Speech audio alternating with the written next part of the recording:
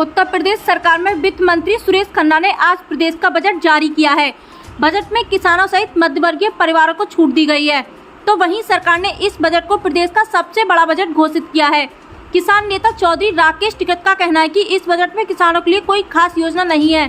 चौधरी राकेश टिकैत ने किसानों के लिए कर्नाटक सरकार की योजना की तारीफ कर सरकार से मांग की है कि इस तरह की योजनाएं प्रदेश में किसानों के लिए लाई जाएं।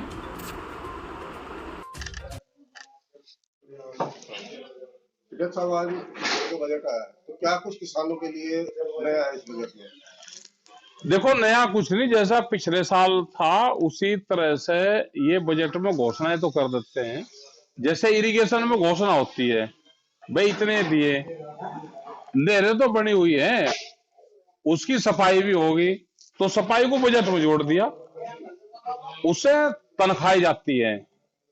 जैसे उन्होंने गन्ने में कहा कि गन्ने का रिकॉर्ड भुगतान करा, गन्ने में सरकार को एक बजट से पैसा थोड़ा देती है। भाई गन्ना किसानों ने गन्ना दिया, शुगर मिल ने उसका पैसा दे दिया, सरकार का कहाँ इन्वॉल्वमेंट उसका है? तो ये जो चीजें हैं, बजट का पैसा कहाँ जा रहा? बजट जाना चाहिए कि ये कहें कि हम हर खेत को फ्री पानी देंगे। इन्होंने कहा कि जो सरकारी ट्यूबवेल होंगी उनका वो करवाएंगे, जो हर खेत को फ्री पानी दे, बिजली फ्री दे दे, नहर का पानी फ्री या पासी उसको फ्री दे दे। तो ये सरकार को व्यवस्था करनी चाहिए। जब तक हर खेत को पानी नहीं मिलेगा उस पर जाना चाहिए।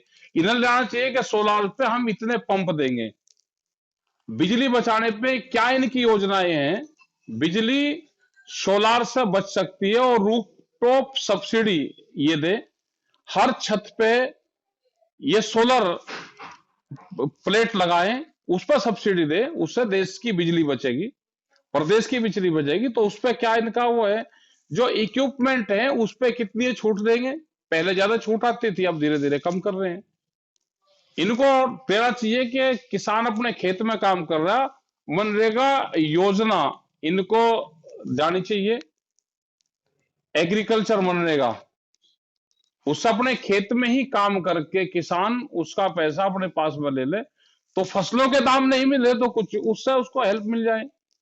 जब तक डायरेक्ट किसान को पैसा नहीं मिलेगा, जब तक कोई भला हो नहीं सकता। तेलंगाना की पॉलिसी है, वे अपने किसान को 10,000 रुपए प्रति एकड़ देते हैं, उस योजना को ले आवे। क्योंकि फसलों की कीमतें कम है, तो सरकार कैसे डायरेक्ट उसको मदद पहुंचा सकती है, उस पर सरकार को काम करना चाहिए। लेकिन किसानों की जो कुछ मांगी थी उनको भी बजट में रखा गया है, जैसे दूध डेयरी है, दूध डेयरी, जिसने भी दूध के डेयरियां खोल ली,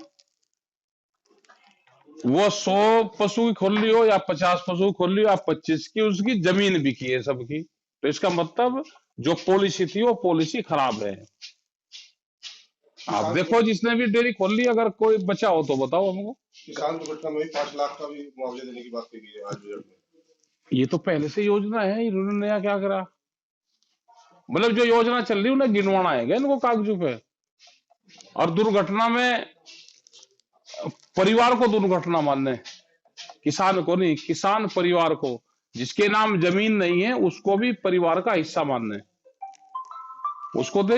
दुर्घटना है, सड़क दुर्घटना है, किसान के नाम से आप ये दो, तो उसमें भी बहुत फॉर्मेलिटी और वे करवाई जा रही है।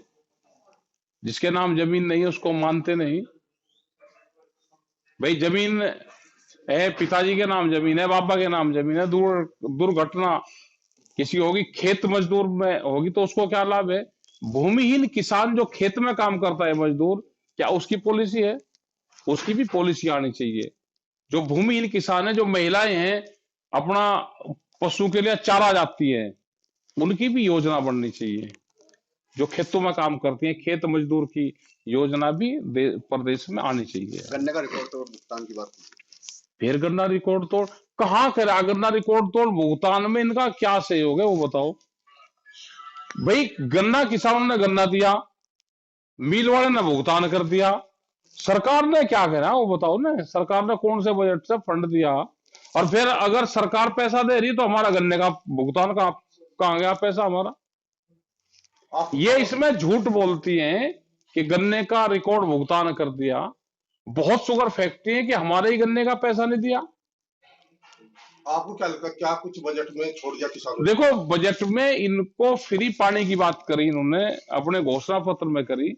बजट में उसके लिए इनको धन आवंटन करना चाहिए। आप फ्री पानी दे दो, उससे बहुत लाभ किसान को मिल जाएगा।